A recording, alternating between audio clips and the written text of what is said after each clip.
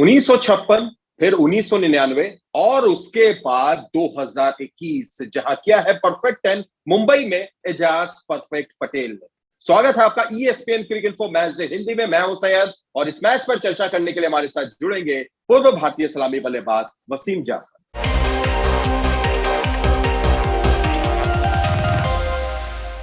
वसीम, बहुत बहुत स्वागत है आपका ESPN क्रिकेट इन्फो में। Thank you Syed. Waseem, Ajaz perfect Patel, शानदार गेंदबाजी, 10 विकेट उन्होंने लिया। ऐसा करने वाले सिर्फ और सिर्फ तीसरे गेंदबाज बने टेस्ट इतिहास में। लेकिन उसके बाद ऐसा लगा कि उनकी मेहनत पर पानी फेर दिया न्यूजीलैंड के बल्लेबाजों ने। जी हाँ, बिल्कुल बिल्कुल कमाल की गेंदबाजी की है। और जिस तरह से कानपुर में थोड़ा अंडर प्रेशर थे कि इतनी अच्छी बॉलिंग वहां पे नहीं की थी, इस टेस्ट मैच में आके कमाल की बॉलिंग की है। जो कंसिस्टेंसी से बॉलिंग की है, जो वेरिएशन, जो पेस से बॉलिंग की है, देखने में भी बहुत मजा आया। और इस तरह का ऐतिहासिक परफॉर्मेंस जब आप देखने को मिलता है, जो कि हिस्ट्री में अभी ये तीसरी मर्तबा हुआ है, तो बहुत ही खुशी हुई उनका परफॉर्मेंस देख के, उनका बॉलिंग देख के।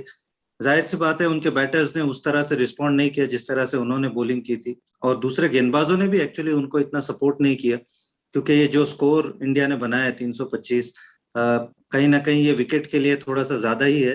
तो अगर शायद उनके बॉलर ने किसी ने सपोर्ट किया होता तो शायद न्यूजीलैंड बेहतर कंडीशन में होती। और उनके बल्लेबाजों ने तो बिल्कुल ही मतलब दूसरे ही दिन में ऐसा लग रहा है कि ये टेस्ट मैच एक ही दिशा में जाने वाला है। वैसे मुंबई के पिच को आपसे बेहतर कोई नहीं जानता होगा, और खासतौर से अगर बात हम करें मिचेल सेंटर की, जो बाहर बैठे हुए हैं, बेंच पर बैठे हुए हैं, अगर मिचेल सेंटर आ जाते, एजाज पटेल का साथ देते, तो ये दोनों जोड़ी भारतीय टीम के खिलाफ कितना घातक हो सकती थी। जी हाँ, बिल्कुल। और सेंटनर बहुत अच्छे, मतलब वाइड बॉल में तो स्पेशली बहुत अच्छा परफॉर्मेंस करते हुए आ रहे, बैटिंग भी करते हैं, तो एक ऑलराउंडर का भी आपको ऑप्शन मिलता है। तो कहीं ना कहीं पहले शायद, जैसे आप बात कर रहे थे कि पहले टेस्ट मैच में वैगनर को नहीं खिलाना एक गलती साबित हुई, इस टेस्ट मैच में भी शायद अगर सेंटनर खेलते तो मे बी उनको दूसरे एंड से एजाज पटेल को सपोर्ट मिलता। बट सारी चीजें हैंड साइड में, ओवरऑल मुझे मेरे ख्याल से न्यूजीलैंड ने खराब क्रिकेट खेली, क्योंकि आप अगर बैटिंग अच्छी नहीं करोगे और पहले स्कोर के आसपास अगर आप नहीं पहुंचोगे तो आपके लिए मुश्किलें पैदा होने ही वाली है। जाहिर तौर पर सिर्फ 62 रन पर ढेर हुई है न्यूजीलैंड की टीम। भारत के खिलाफ टेस्ट इतिहास में उनका सबसे कम स्कोर है ये। इससे पहले 94 और 100 था। लेकिन क्रेडिट जाता है, श्रेय जाता है वसीम, पूरे तरीके से मोहम्मद सिराज और R अश्विन को। जी हाँ, बिल्कुल। और जिस तरह से हम कानपुर टेस्ट का मैं फिर से आपको उदाहरण दूंगा कि हमारे फास्ट बॉलर्स वहां पे थोड़े से इनइफेक्टिव नजर आए। जब वहां पर जेमिसन और साउथी ने विकेट निकाले तो हम यही कह रहे थे कि हमारे स्पिनरों ने विकेट निकाले, फास्ट बॉलर की तरफ से हमको विकेट्स नहीं मिले। वो सिराज के ये मैच खेलने से बिल्कुल उल्टा साबित हो गया। इस मैच में जेमिसन और साउथी ने कुछ खासा परफॉर्मेंस नहीं किया, लेकिन हमारी तरफ से सिराज ने कमाल की बॉलिंग की। और अगर आपके नए बॉलर आपको इस तरह के पिच पे अगर 3 विकेट निकाल कर देते हैं तो इससे अच्छी बात क्या है, क्योंकि स्पिनर आते हैं तो उनको चाहिए होता है कि आप 3-4 विकेट अगर गिरे हुए हों तो उनके ऊपर लोड थोड़ा सा कम होता है। और मुझे मेरे ख्याल से जो इंडिया के, अगर आप आज की तारीख में अगर 3 फ्रंट लाइन बॉलर्स कहोगे नए बॉल के, तो वो बुमराह, शामी और सिराज डेफिनेटली होंगे। तो कमाल की बॉलिंग की है सिराज ने आज।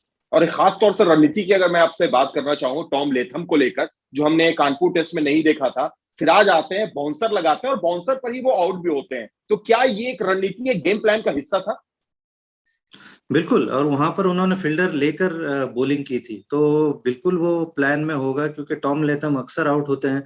शायद मेरे ख्याल से कानपुर के पिच पे इतना बाउंस नहीं था, उस वजह से मे बी इंडिया ने शायद ट्राई नहीं किया होगा। बट वानखेड़े के पिच पे आपको बाउंस मिलता है, तो ये definitely part of the plan होगा। और एक प्लान जो बड़ा जबरदस्त रहा वो मयंक अग्रवाल के लिए रहा। 150 रन पहली पारी में, और वसीम दूसरी पारी में भी बिल्कुल सेट नजर आ रहे हैं। जिस तरीके से वो खेल रहे हैं, लगता है कि ये टेस्ट मैच उनके लिए बिल्कुल मैजिकल बनता जा रहा है। जी हाँ। और एजाज पटेल और मयंक अग्रवाल, यही 2 हीरो हैं दोनों ही टीम की तरफ से, जो कमाल का प्रदर्शन उन्होंने किया है। और ये एक अच्छा टाइम है अग्रवाल के लिए, क्योंकि मयंक अग्रवाल, अगर शायद अजिंक्य रहाणे, जिस तरह हमने बात की थी कि अगर अजिंक्य रहाणे नहीं खेलते तो शायद मयंक बाहर बैठते इस टेस्ट मैच में, और खेले और खेल के मतलब जिस तरह का परफॉर्मेंस किया है, मतलब दोनों जो अपॉर्चुनिटी उनको प्रदान की गई थी उसको दोनों हाथ से उन्होंने लिया है। पहले मतलब 150 रन बनाए, सेकेंड इनिंग में भी सेट दिखाई दे रहे हैं। तो ये एक अच्छा एक तरह से उदाहरण है कि वो सिलेक्टर्स के ऊपर और कैप्टन और प्लेयर्स के ऊपर प्रेशर डाल रहे हैं अपने परफॉर्मेंस से, और ये इस तरह से होना भी चाहिए कि जब आपको मौका मिलता है तो आप वो मौके को बिल्कुल दोनों हाथ से उसको एक्सेप्ट कीजिए। और एक सवाल है वसीम, ये भी बनता है कि तीसरे दिन अगर इस मैच को हम देखें तो एक हल्की सी संभावना जरूर नजर आ रही है कि क्या ये मुकाबला तीसरे दिन ही खत्म हो जाएगा या चौथे दिन तक जाएगा। लेकिन उससे पहले ये सवाल भी सबके जहन में होगा कि क्या भारतीय टीम, जब 263 रनों की बढ़त भारत के पास मौजूद थी, वहां पर फॉलो ऑन लेकर कल ही मैच को खत्म करने की तरफ जाना चाहिए था? मतलब एक ऑप्शन आप कर सकते हो बिल्कुल, क्योंकि आपके बॉलर्स ने सिर्फ 28 ओवर की बॉलिंग की है, तो आपके बॉलर्स इतने थके हुए नहीं है। लेकिन क्योंकि टेस्ट मैच के अंदर इतना टाइम बचा हुआ है, तो आप अफोर्ड कर सकते हो कि आप यहाँ से आगे एक और बार बैटिंग करें, क्योंकि आप अब इससे एक बड़े टूर पे जाने वाले हो साउथ अफ्रीका पे। अगर हो सकता है कि आपके जो बैट्समैन जो थोड़े आउट ऑफ फॉर्म है, हालांकि वहां के कंडीशंस बहुत डिफरेंट होने वाली है, लेकिन अगर फिर भी आप अगर पुजारा की बात करें या विराट की बात करें या शुभमन गिल की बात करें कि अगर वो एक और इनिंग खेलते हैं और रन बनाते हैं, तो ये आपको कहीं ना कहीं काम ही आने वाला है। जब आपके पास 3 दिन बचे हुए हैं तो आप अफोर्ड कर सकते हो कि आप एक और दिन बैटिंग करें और उसके बाद उनको बॉलिंग करें, क्योंकि पिच भी और इससे ज्यादा बिगड़ने वाली है, तो न्यूजीलैंड के लिए मुश्किलें खड़ी ही होने वाली है। तो आई डोंट थिंक कि ये कोई गलत फैसला था। बिल्कुल वसीम, यानी आपने जो कहा कि दक्षिण अफ्रीका का टूर है वो भी जहन में है, उसके तरफ ही प्रैक्टिस कर रहे होंगे, तो उस हिसाब से तीसरे दिन भारतीय टीम का लक्ष्य क्या होगा? आई थिंक जो लक्ष्य अभी अभी जितने भी रन्स बन चुके हैं वो मोर देन एनफ है मेरे हिसाब से। तो कहीं ना कहीं कल का पूरा दिन मेरे ख्याल से इंडियन टीम अफोर्ड कर सकती है कि पूरा दिन बैटिंग करे।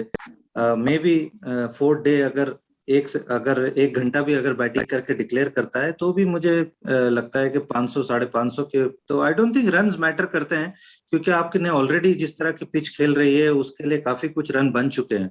तो यहाँ तो सिर्फ टाइम की बात है कि आप कितने देर आप बैटिंग करना चाहते हो।